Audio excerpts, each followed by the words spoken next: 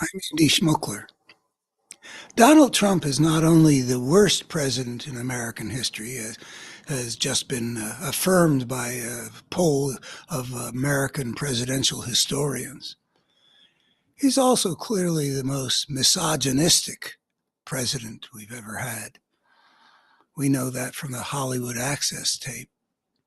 We know that from what he actually has been found by a jury of average Americans to have done to a respectable, decent woman, E. Jean Carroll, sexually attacking her, essentially a form of rape. I don't think it's coincidence that what we have going on now in the Republican primary is that he's up against one more candidate to eliminate, Nikki Haley. And it doesn't look like she's going to get eliminated anytime soon. Even though if she were just acting like a normal politician, she would have quit after New Hampshire. The next primary is going to be in South Carolina. That's her home state. She's a smart woman. She must know that she's going to get badly defeated in South Carolina. And yet the appearance is that not only will she get badly defeated in South Carolina, demonstrating what we already know, which is that Trump is not going to be stopped from getting the nomination. In addition, as one could glean from a recent article in the New York Times, it appears that she's going to keep going, at least for a while. I don't know if she's going to keep going past Super Tuesday, but she's going to keep going. And what is she doing while she's running for this nomination, supposedly? I don't think she's running for the nomination because she's not a stupid woman. She's doing something different. And that's how it got to do with this thing that we see, that there are women going after Donald Trump. She's the latest. But before that, we've got E. Jean Carroll, who's done an amazing job, along with her attorneys, in taking a big bite out of Donald Trump financially, but not just financially, exposing him. And we've got Liz Cheney. Of all those Republicans, most of them men, Liz Cheney is the one who's stood up and has played such an important role in denouncing Trump and Trumpism and the MAGA party again and again. I thought that Liz Cheney actually was going to be the voice of the more decent form of a Republican Party that might eventually, that we used to have when it was somewhat respectable as a party, and maybe we'll eventually have again. She was the one who put her oath of office that she had sworn, presumably on a Bible, ahead of becoming an accomplice of a guy who's trying to steal an election, overthrow the Constitution and American democracy. I thought she was going to be a part of the Republican primary scene denouncing Trump. There was a man who took on that role, and I appreciated what he did. I'm talking about Chris Christie, though I had thought that he was going to be more aggressive than he was, but he did a decent job. But I think that Liz Cheney has been hanging in the background because Nikki Haley has stepped up. She's actually a Republican candidate for president, but I don't think I think that's a pretense now. She, at the beginning of the campaign, she was like the other Republicans, and then they were in this paradoxical position of presumably being competitors of Donald Trump, but basically never laying a hand on him, a glove on him, I guess is the expression, in spite of the fact that in order to beat somebody, you got to defeat him. But he had such a lock on on the nomination anyway, especially once DeSantis faded because of what DeSantis is that people could see. So they must have known that they couldn't criticize Donald Trump because the Republican base is a weapon in the hand of Donald Trump. And he's shown again and again that he can punish anybody who goes against him.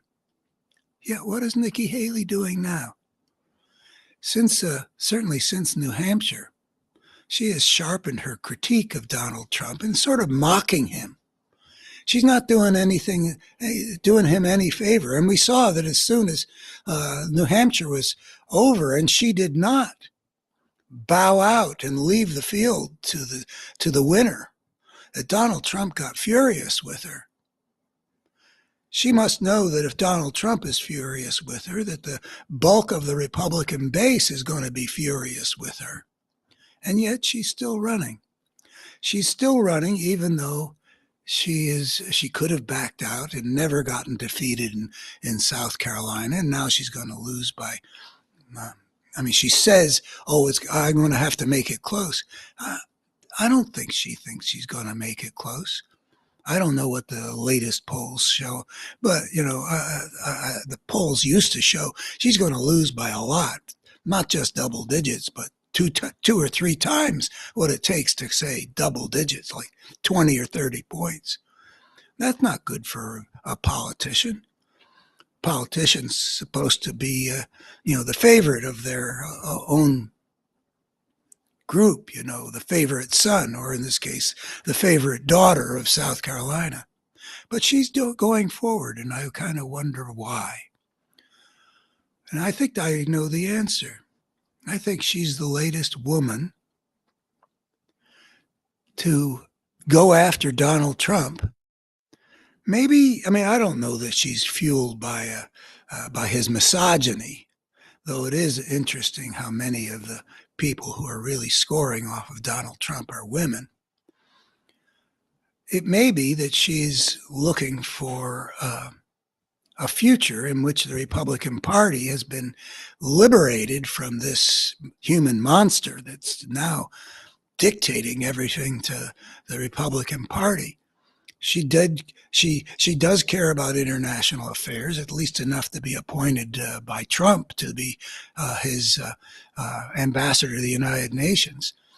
Maybe the whole thing about his being such buddies with the Russian tyrant and these latest comments about violating our treaty commitments to NATO allies might have fueled her revulsion of Donald Trump. I don't know how much she's sacrificing herself. It's a short-term sacrifice, at the very least. There's no way she's going to be the Republican nominee for president. We know that. Trump is going to be the nominee, and even if Trump were to drop dead, by having taken him on, the delegates that go to that convention would not choose if they had to choose somebody else. They would not choose somebody who had gone against Trump. They're not going to choose her, and they wouldn't choose Chris Christie. I don't know who they would choose, but not the people who went against Trump. We've already seen what they do to people who go against Trump. They kicked Liz Cheney out of the Republican Party of Wyoming, and then proceeded to take away her seat in the House of Representatives. No, she's not going to be the nominee. I noticed that she's just recently said something about how she would pardon Trump, but she indicated that would be after the trials. That's kind of a mixed message. On the one hand, she's saying there got to be trials, and she's implying that he's going to be found guilty, which I think is a true statement, that he will be exposed as the criminal that he is. And then she'd say, I would pardon him because that would be the way of bringing the nation together. Well, why is she talking about that? She's not going to be in a position to pardon anybody, and she's smart enough to know that. I think it's a way of signaling to the base that I'm going after Trump, but here I am saying oh, I wouldn't let him languish in jail, even after he'd been found guilty, which she's also implying. It's another way of taking a bite off of him. And that pardon thing is just a fiction because she knows she's not going to be in a position to pardon him. So why is she doing it? Well, there are two possibilities, and they're not mutually exclusive. There may be an element like what I think there is in Liz Cheney. There was integrity in Liz Cheney. Uh, I don't see anything like that amount of integrity in Nikki Haley, but right after the insurrection and the inauguration of Joe Biden, there were things that came out of Nikki Haley's mouth before it became evident that Donald Trump was still owned the Republican Party, which is a phenomenal accomplishment on the part of somebody who attempted a coup d'etat right in front of everybody's eyes. She said some things, and I don't remember what she said, but she said some things that were definitely critical of Donald Trump. But then, unlike Liz Cheney, she had her own sense of how to get herself advanced, and that involved becoming like the other Republican challengers, so-called. You know, one of the things you can do as a losing presidential candidate trying to get a nomination that you're not going to get is you become somebody who is considered presidential timber unless you make a fool of yourself, like maybe DeSantis has. But she didn't. She did a good job on that stage. She probably did the best job of all the candidates that were on that stage, and Donald Trump wasn't there. This was the also rans. Maybe they were vying for being the post-Trump candidate in 2028. I guess it'll be. But she's not making herself into a viable candidate with the Republican base as it is now constituted. And I suspect that there are two possibilities. One is that there's an integrity and a heroic ability, that she saw a platform there. As she became the sole surviving rival, so-called, to Donald Trump, she saw a platform in which she could do something for her party, for the party that she believes that her party should be. And maybe she decided, to take one for the team. But then, I Googled her just to see how old she is, and she's 52. 52 isn't super young. I mean, Bill Clinton and Barack Obama and JFK were in their 40s when they became president, and she's already past that. But a lot of people, consider 12 years from now. What year would that be? That would be 2036. She would be 64. Not too old. I mean, we're talking about Trump, who'll be 78 when the election comes up, and Biden is going to be 82 this coming November. 68, is relatively young relative to those things. And definitely not even in past times. If she were 64 years old in 2036, she would be right in a reasonable sweet spot to become presidential nominee. So in addition to the possibility that she's taking on Trump because she's willing to sacrifice herself to some extent for the future of a party that might someday exist. Or it may be that the Republican Party is going to fully crack up in this coming election. And I've said that if the Democrats run the perfect campaign, I think there could be a blowout of this Trump party, like a 2-1. Which would be the biggest blowout in American history, I think, bigger than 36 or 72 or 84. I think there's a theoretical possibility of that, and the Republican Party would either have to reconstitute itself renouncing what it is now and become something different, which is a possibility. At the moment, I'm not picturing anything like that ever having happened in American history. But then we've never had a major political party that was remotely as broken as this ugly thing. But the other possibility is that for the first time since the 1850s, a major American political party might simply crack up and die.